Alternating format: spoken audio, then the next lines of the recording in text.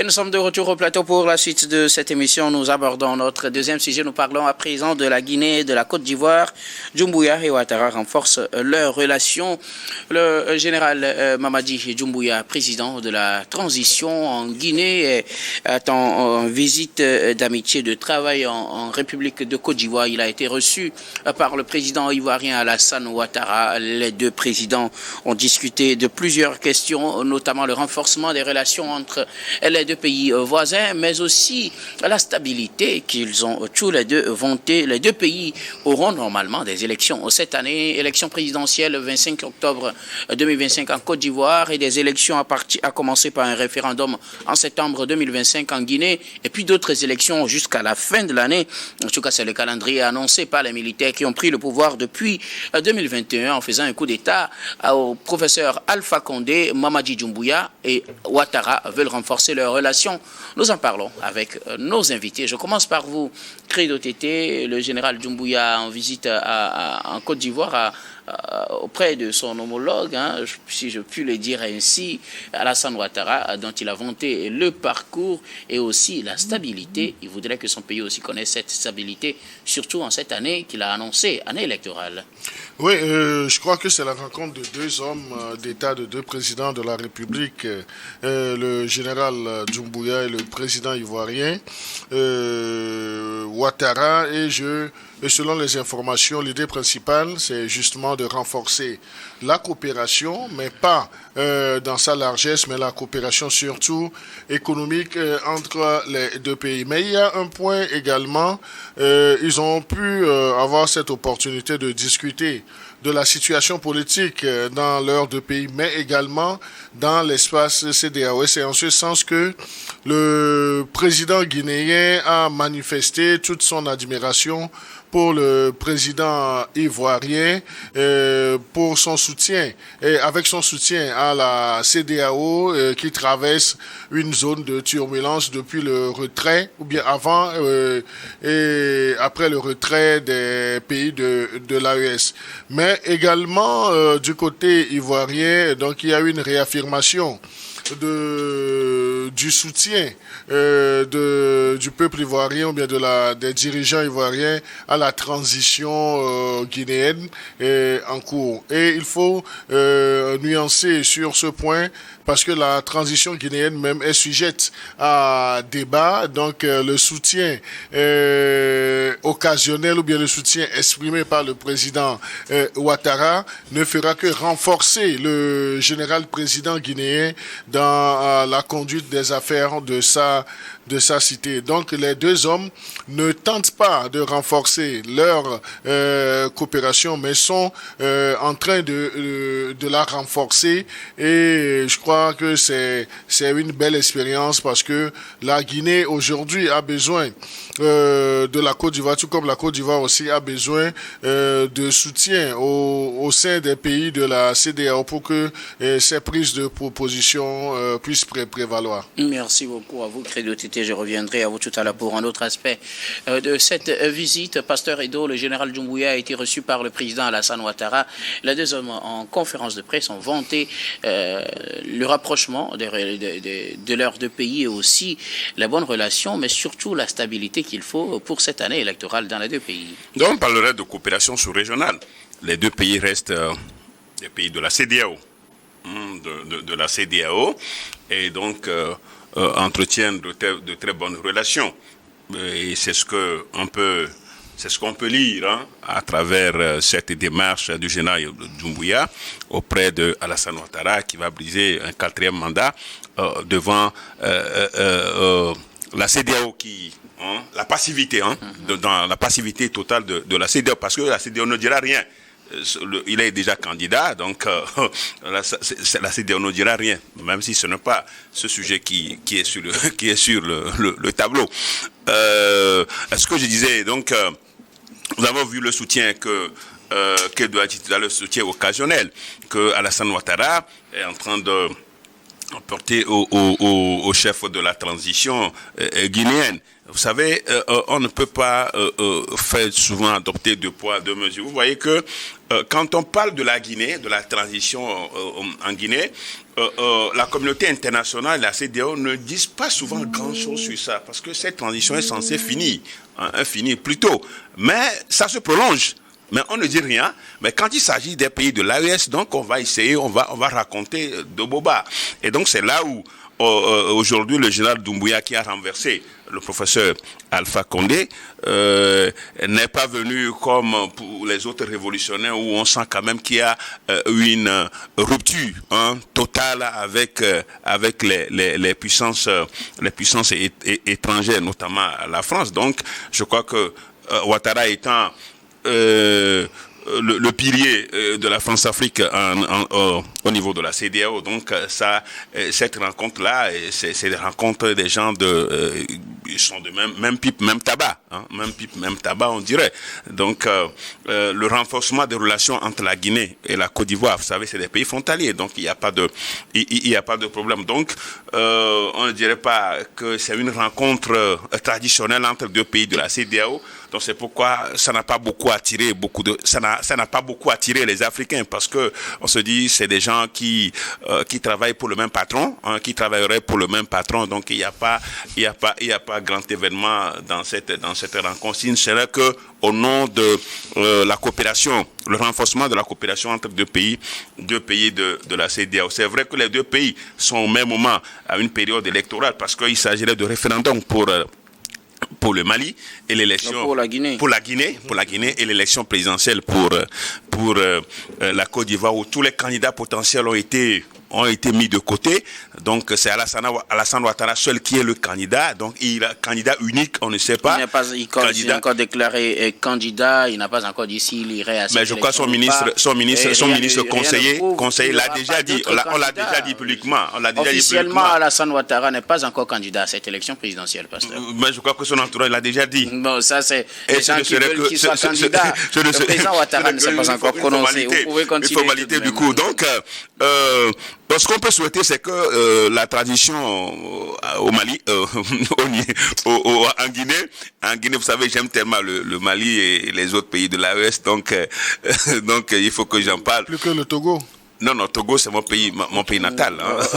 Continuez plutôt sur la Côte d'Ivoire. Donc, je crois quand même que, comme je le disais, vous savez, c'est des deux pays immensement riches. Quand vous prenez la Guinée est immensement riche. Avec bauxite, avec de l'or, quand vous prenez, écoutez, des réserves d'or au monde, il y en a. De bauxite, il y en a. De manganèse, il y en a. Mais malheureusement, ce pays, quand vous allez à Conakry, quand vous allez dans les autres villes, là, vraiment, ce n'est pas ça. Donc, si les deux pays se rencontrent, comme je le disais, c'est dans l'esprit de la coopération sous-régionale, renforcement de la coopération sous-régionale. Donc, ils peuvent tisser sa coopération sud-sud. Ça, souvent, nous avons toujours conseillé cela. Donc, entre les pays africains, que nous puissions nous mettre dans la dynamique de pouvoir même transformer les matières, les ressources minières, et c'est dans ce sens, si tel est le cas. Si ce n'est pas pour aller dire à Mamadou Doumbouya de ne pas suivre les autres chefs d'État de l'AES, vivement, on ne saura le dire pour le moment, mais il faut cette phrase-là peut-être aurait circulé dans cette rencontre. Merci beaucoup. À vous, pasteur, merci beaucoup d'avoir utilisé le aurait. Robert Kossigan, Mamadi Doumbouya et Alassane Ouattara se sont rencontrés, renforcé la coopération entre leurs deux pays, la Côte d'Ivoire et la Guinée. Et les deux hommes ont également émis le vœu de voir leur pays passer des moments de paix, surtout en cette année électorale. Oui, je pense que c'est une bonne chose quand deux présidents de deux pays voisins se rencontrent pour parler de coopération bilatérale, coopération militaire, coopération économique. Ils ont même parlé de comment définir alors leurs frontières, la définition de leurs frontières, travailler sur alors le fleuve Mano. Tout ça là, c'est de bonne guerre parce que la finalité de tous ces projets profiteront aux populations. Et donc c'est une bonne chose. alors qui est la paix, la concorde entre deux pays voisins, c'est ce que nous souhaitons en Afrique. Voilà, c'est ce que nous souhaitons en Afrique. Nous savons que depuis longtemps, Doumbouya s'est mis alors du côté de la CEDEAO et donc il œuvre afin que voilà, l'organisation sous-régionale puisse être développée et bien consolidée. Maintenant, je ne vois pas en quoi la visite de Mamadou Doumbouya alors fait mal au pasteur. Non, je l'ai essayé de dire. Renforcement des relations entre les deux pays. Oui, vous avez dit qu'il y aurait passé un message de ne pas être proche. On va plus revenir sur ça. Doumbouya, depuis la nuit des temps, s'est démarqué alors des pays sahéliens parce qu'il se dit qu'il n'est pas, il ne souffre pas alors des attaques terroristes pour être dans cette dynamique. Alors, qu'il entretiennent de bonnes relations avec la Côte d'Ivoire, c'est une très bonne chose. Il faut qu'on encourage nos chefs d'État à adopter la politique de bon voisinage en faveur des deux populations. Voyez. Donc c'est une bonne chose. Vivement que les projets qu'ils ont eu à visiter, dont ils ont eu à parler, alors qu'ils penchent réellement sur ces projets-là et que la finalité soit en faveur de la population. Donc pour moi, c'est une très bonne chose. Renforcer les relations entre le général Doumbouya et le président Alassane Ouattara, comment l'envisagez-vous? Parce qu'on sait quelle était la posture du président Ouattara par rapport au coup d'État qui a eu lieu dans la sous-région. Les coups d'État qui ont eu lieu également en Guinée, oui, Consigan. Docteur, lui, le président Alassane Ouattara a dit que cette année-ci, leur coopération a produit 1000 milliards, que c'est insuffisant. Pour lui, c'est insuffisant. Il va falloir que voilà, les activités commerciales entre la Guinée et la Côte d'Ivoire rapportent plus d'argent pour les deux pays. Ça, c'est déjà une très bonne chose. Et donc, maintenant, on oublie les aspects politiques. Puisque ici, dans son discours, il n'a pas fait cas alors de ce. Justement, c'est pourquoi je demande comment vous les envisagez, puisqu'on connaissait la position du président Ouattara. La CEDEAO, bon gré, mal gré, elle a accepté alors que ces gouvernements puissent travailler et qu'ils reviennent à la normale. Point, c'est tout. Donc aujourd'hui, il n'est plus question qu'on revienne. Il n'a plus à s'inquiéter de comment il est venu au pouvoir. Ah non, vous savez, quand la CEDEAO veut se pencher là-bas, elle a tous les problèmes de ce monde. Voilà. Pourquoi continuer la même chose? Il laisse maintenant les peuples décider de qui va les conduire et de comment les conduire. C'est tout. C'est la posture maintenant de la CEDEAO. Justement, le choix est laissé au peuple pour décider de qui va les conduire et comment les conduire. La Côte d'Ivoire. Donc la CEDEAO a acquis un peu de sagesse maintenant. Électorale. On va revenir sur le cas de la Côte d'Ivoire peut-être dans une autre émission, Pasteur. La Côte d'Ivoire est dans une année électorale, je le disais tout à l'heure en introduction, le 25 octobre, les Ivoiriens sont appelés aux urnes, si rien ne change, pour des élections présidentielles. Je dis si rien ne change parce qu'il y a une partie de l'opposition qui voudrait un dialogue, et si le dialogue a lieu, il est possible qu'on assiste à un report de ces élections. Au niveau de la Guinée, le président Doumbouya ou son équipe a annoncé un calendrier électoral, même si on n'a pas tous les détails possibles, on sait quand même qu'il y aura un référendum à partir de septembre et que des élections vont se suivre jusqu'à aller à une élection présidentielle qui est censé mettre fin à la transition qui dure depuis 4 ans déjà. C'était depuis septembre 2021. Les deux pays iront aux élections. Les deux présidents veulent la stabilité, la paix. Mais est-ce que les conditions pour cette paix sont réunies dans ces deux pays? Non, je crois que c'est à ces deux présidents de travailler pour que les conditions soient réunies. Et je ne doute pas qu'au cours de leur rencontre, qu'ils aient exploré des pistes de réflexion afin que les élections se passent dans leurs pays respectifs, notamment le 25 octobre du côté de la Côte d'Ivoire et en septembre dans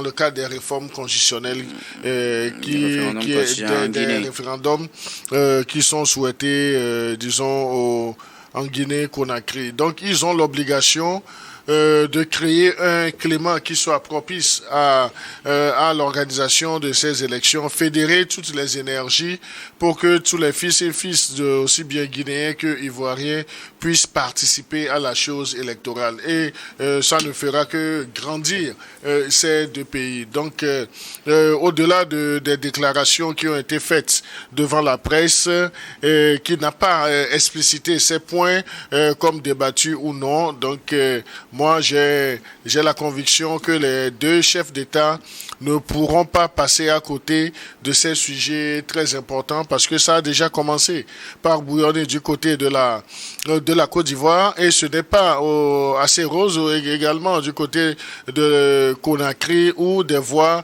s'élèvent, des voix discordantes essaient de se faire entendre. Merci beaucoup. À vous, Credo Tété, pour vous, est-ce que les conditions sont réunies pour une paix, une élection apaisée en Côte d'Ivoire et en Guinée? Les conditions ne pourront pas être par magie réunies, mais les conditions doivent être créées par toutes les parties prenantes. Est-ce qu'elles sont créées ou bien elles sont en cours de création selon vous?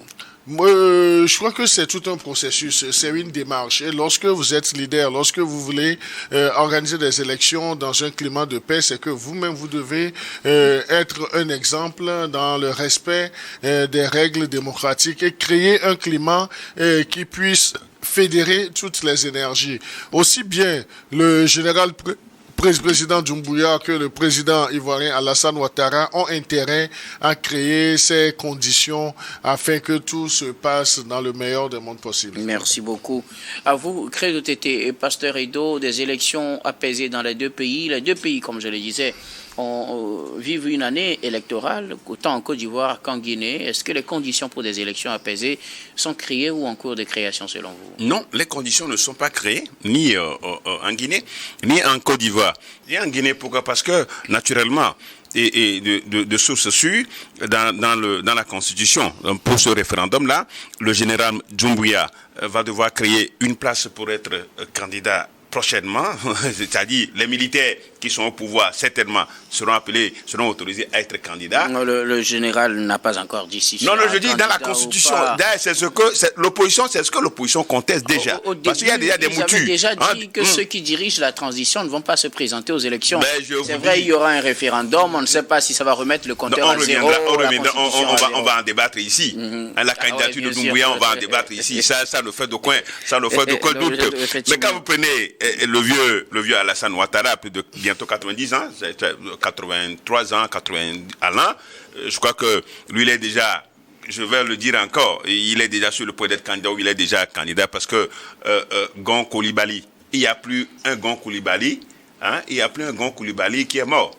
C'était depuis des années. Oui, depuis. Quand il voulait aller aux élections, c'est parce que Gon Coulibaly est mort. Et il n'a pas pu trouver de candidat. Est-ce que maintenant encore il y a un autre Gon Coulibaly qui va mourir pour qu'il soit encore candidat? Justement, la raison pour laquelle on dira qu'il va se faire remplacer par un autre. Non, il ne se fera pas remplacer. Ne nous volons pas. Ne nous volons pas. Il sera encore candidat. Et il a fait pour écarter tous les candidats, tous les protagonistes. C'est la justice qui non, la justice. Vous parlez de la justice en Afrique? Est-ce qu'il y en a? Bien sûr. La justice en Afrique. Dans quelques pays, dans quelques rares pays en Afrique et surtout dans les pays anglophones où on peut défier l'État. La justice peut défier l'État, mais ce n'est pas le cas dans les pays anglophones où la justice est instrumentalisée. Dans les pays francophones, la justice est instrumentalisée. Et du coup, il a écarté tous les protagonistes. Donc, il sera candidat. Mais comment est-ce que doit dire tout à l'heure? Il faut créer les conditions. C'est à lui de créer les conditions. Puisque c'est lui qui est au pouvoir, il faut créer les conditions. Il ne crée pas, et donc il a marginalisé les autres. Et en Côte d'Ivoire, à la veille encore de ces élections, on voit déjà les tensions monter. Et est-ce qu'on veut rééditer encore ces malheureux moments qu'on a connus en Côte d'Ivoire, que ce soit en 2010, que ce soit lors de la dernière élection, là où, quand il voulait son troisième mandat. Donc je crois que conditions... En 2020, les conditions ne sont pas créées en Côte d'Ivoire et il ne faut pas, on serait encore de craindre encore le pire en Côte d'Ivoire parce que l'opposition aussi ne désarme pas. Qu'est-ce qui va advenir? Personne ne le sait. Le 4e mandat est sur la bonne voie pour Alassane Ouattara, ça il ne faut pas en douter. Et je crois que c'est ça aussi, la CEDEAO qui continue de souffler le chaud et le froid. Merci beaucoup. À vous, Pasteur Edo. Robert Kosigan Akwete, est-ce qu'on peut aller à des élections apaisées en Guinée et en Côte d'Ivoire cette année? Les deux pays sont dans une année électorale. Les deux présidents ont émis le vœu d'avoir des élections apaisées avec une situation bien stable. Moi, je pense que pour avoir une élection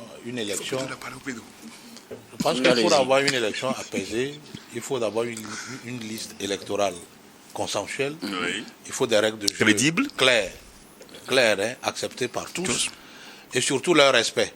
Le respect, voilà, de la loi électorale, le respect des résultats, l'acceptation d'abord des résultats des votes, et surtout que les votes se passent dans une condition de transparence absolue. Et que, voilà, c'est vrai qu'aucune œuvre n'est parfaite, mais qu'il y ait peut-être de petits bobos qui, alors, ne puissent pas amener des gens à contester les résultats. Qui ne sont pas de nature à entacher la régularité. La régularité. C'est généralement le message qu'on livre à la fin. Moi, je dis, si les règles sont consensuelles et que chacun, à son niveau, joue son rôle et que l'élection est transparente, ouverte à tout le monde, je pense quand même qu'il n'y aura pas de problème. C'est quand il y a certains qui sont exclus du jeu, où il y a peut-être des fraudes et, voilà, avérées, qui poussent peut-être des gens à aller aux contestations. Mais si la règle est acceptée par tous et que tout le monde joue alors sa partition et que l'élection est ouverte, libre et transparente, je pense quand même qu'il n'y aura pas de contestation et donc tout peut se passer dans la paix. Merci beaucoup à vous. Quelque chose à ajouter, Crédit Tété? Non, Crédit n'a plus la parole. Non, je crois que tout a été dit. Le pasteur ne voudrait pas que je parle sur ce point. Mais c'est moi qui donne la parole. Non, je crois que tout a été dit. Donc, au-delà de renforcement de coopération entre les deux pays, donc il va falloir que les conditions soient créées pour que les élections soient paisibles, transparentes et que ça soit une fête électorale. Merci beaucoup, pasteur. Un mot? Non, je crois quand même que nous avons besoin de la stabilité pour l'Afrique. Hein. On en a besoin. Dans n'importe quel pays, nous avons besoin de stabilité en Afrique.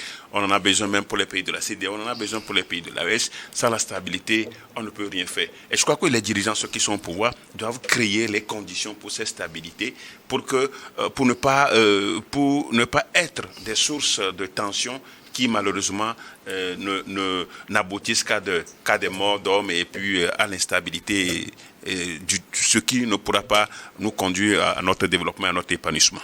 Merci beaucoup. Robert Kosigan, un dernier mot sur la Côte d'Ivoire, la Guinée. Doumbouya doit tout faire pour que sa position par rapport à la participation aux élections présidentielles alors soit déjà déclarée et que tout le monde sache qu'il y va ou pas.